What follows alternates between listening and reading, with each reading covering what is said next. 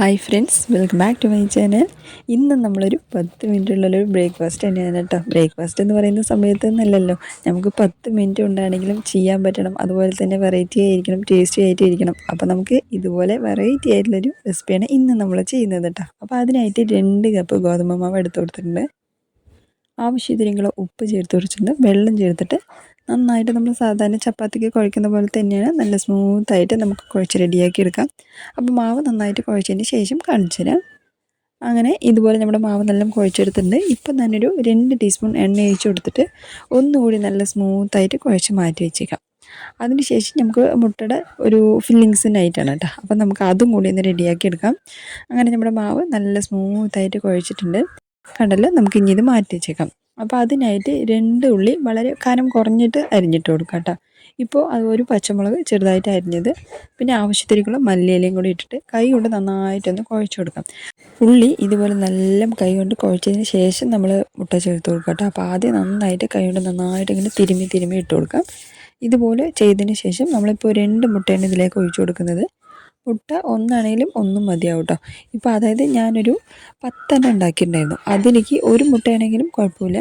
മുട്ട വന്ന് കൂടുതലായിട്ട് ഉണ്ടാവാൻ പാടില്ല. ഉള്ളിയാണ് നമുക്ക് കൂടുതലായിട്ട് ഉണ്ടാവേണ്ടത്. അപ്പോൾ അത് നമ്മൾ ശ്രദ്ധിച്ചിട്ട് വേണം കേട്ടോ നമ്മൾ ചെയ്ത് കൊടുക്കാൻ. അപ്പോൾ അതുകൊണ്ടാണ് നിങ്ങൾക്ക് ഒരു മുട്ടയാണെങ്കിലും കുഴപ്പമില്ല എന്ന് പറഞ്ഞത്. അപ്പോൾ ഉള്ളി കൂടുതലായിട്ട് വരുന്ന രീതിക്ക് നമ്മൾ മിക്സ് ചെയ്ത് കൊടുക്കാം. അങ്ങനെ ഇതുപോലെ എല്ലാം മിക്സ് ചെയ്ത് നമുക്ക് ഇനി ഇത് മാറ്റി വെച്ചേക്കാം. ഇനി മാവ് എടുക്കുന്നത് വന്നിട്ട് കുറച്ച് വലിയ സൈസിലേക്കാണ് കേട്ടോ എടുക്കേണ്ടത്. നമ്മൾ സാധാരണ നോർമലി നമ്മൾ ചപ്പാത്തി ഉണ്ടാക്കുമ്പോൾ ചെറിയ സൈസിലേക്കാണല്ലോ എടുത്തത്. ചെറിയ സൈസിലേക്ക് എടുത്ത് വളരെ നൈസായിട്ടാണല്ലോ നമ്മൾ പരത്തുന്നത്. അപ്പോൾ അതുപോലെയല്ല, കുറച്ച് വലിയ സൈസിലേക്ക് എടുത്തിട്ട് ചെറിയൊരു തിക്നെസ്സോടുകൂടിയാണ് നമ്മൾ പരത്തിയെടുക്കുന്നത്. അതായത് നമ്മുടെ മുട്ടയുടെ മിക്സ് സെൻറ്ററിൽ വെച്ചിട്ട് നമ്മളത് മടക്കി കൊടുക്കണം. അപ്പോൾ മടക്കി കൊടുത്തു കഴിഞ്ഞാൽ അത് അതായത് നമ്മുടെ മുട്ടയുടെ ആ ഒരു വെള്ളം പോലെ ഉണ്ടാവുമല്ലോ, അപ്പോൾ അത് നമ്മൾ പുറത്ത് വരാതെ ശ്രദ്ധിക്കണമല്ലോ. അപ്പോൾ അതിനും ചെറിയൊരു തിക്നെസ്സോടുകൂടി നമ്മൾ ചെയ്യുമ്പോഴാണ് മടക്കി കൊടുത്താലും പുറത്തോ ഇല്ല, അതുപോലെ എണ്ണയിൽ ഇട്ട് കൊടുത്താലും പൊട്ടാതെ ഇരിക്കുകയും ചെയ്യണം. അപ്പോൾ അതൊക്കെ നമ്മൾ ശ്രദ്ധിക്കാൻ വേണ്ടിയിട്ടാണ് ചെറിയൊരു തിക്നെസ്സോടുകൂടി നമ്മൾ പരത്തണം എന്ന് പറഞ്ഞത്.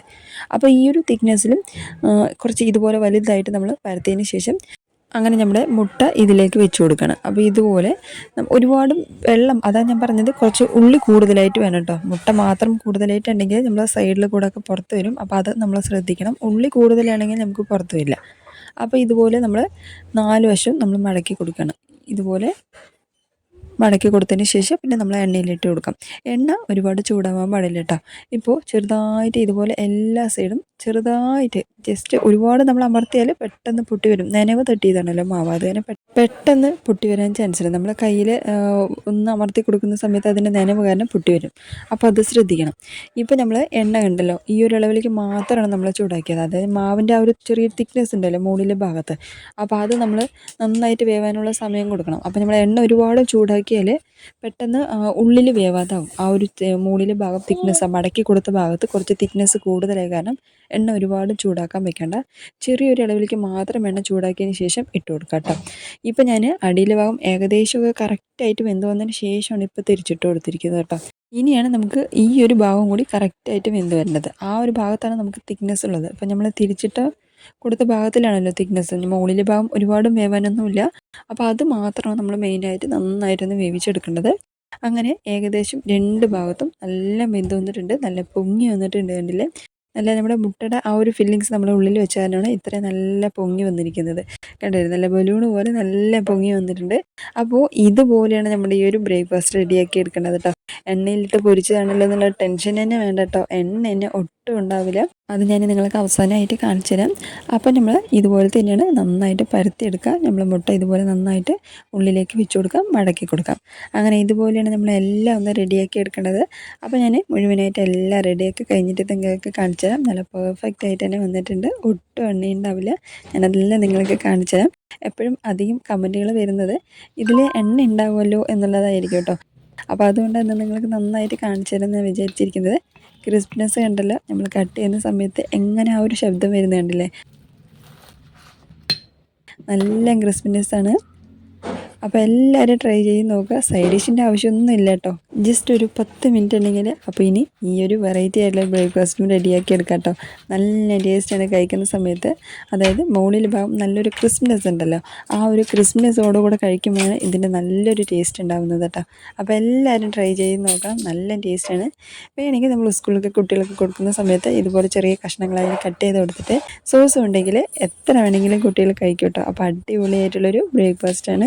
കണ്ടല്ലോ, ഇപ്പം ഞാൻ നിങ്ങൾക്കിത് എടുത്ത് കാണിച്ചു തരാം. ഒട്ടും എണ്ണ ഉണ്ടാവില്ല.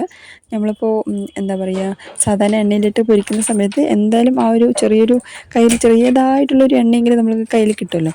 അപ്പോൾ അതൊന്നും ഉണ്ടാവില്ല. കണ്ടില്ലേ, എണ്ണ ഒന്നും ഉണ്ടാവില്ല. വെറുതെ തൊട്ട് കാണിക്കുന്നില്ല, നന്നായിട്ട് അമർത്തിയിട്ടുണ്ട്. നിങ്ങൾക്ക് കാണിച്ചു തരാം കേട്ടോ, ചെറിയൊരു സംശയം വേണ്ടല്ലോ. അപ്പോൾ ഇത് കണ്ടില്ലേ, നമുക്ക് എണ്ണയൊന്നും ഉണ്ടാവില്ല. നമ്മൾ സാധാരണ ചപ്പാത്തിയൊക്കെ ചുട്ടെടുക്കുന്നത് എങ്ങനെയാണ് അതുപോലെ തന്നെ ഉണ്ടാകുന്നത്. നമ്മുടെ മുട്ടയൊക്കെ ഉള്ളിൽ നന്നായിട്ട് വെന്ത് വന്നിട്ടുണ്ട്. അപ്പോൾ എന്തായാലും ഈ ഒരു അടിപൊളി വെറൈറ്റി ആയിട്ടുള്ള ബ്രേക്ക്ഫാസ്റ്റ് എല്ലാവരും ട്രൈ ചെയ്ത് നോക്കുക. കൂടെ ചാനലൊക്കെ ഒന്ന് സബ്സ്ക്രൈബ് ചെയ്യാനും ലൈക്ക് ചെയ്യാനും കമൻറ്റ് ചെയ്യാനും എല്ലാവർക്കും ഒന്ന് ഷെയർ ചെയ്ത് കൊടുത്ത് സപ്പോർട്ട് ചെയ്യാനും ഒന്നും മറക്കല്ലേ.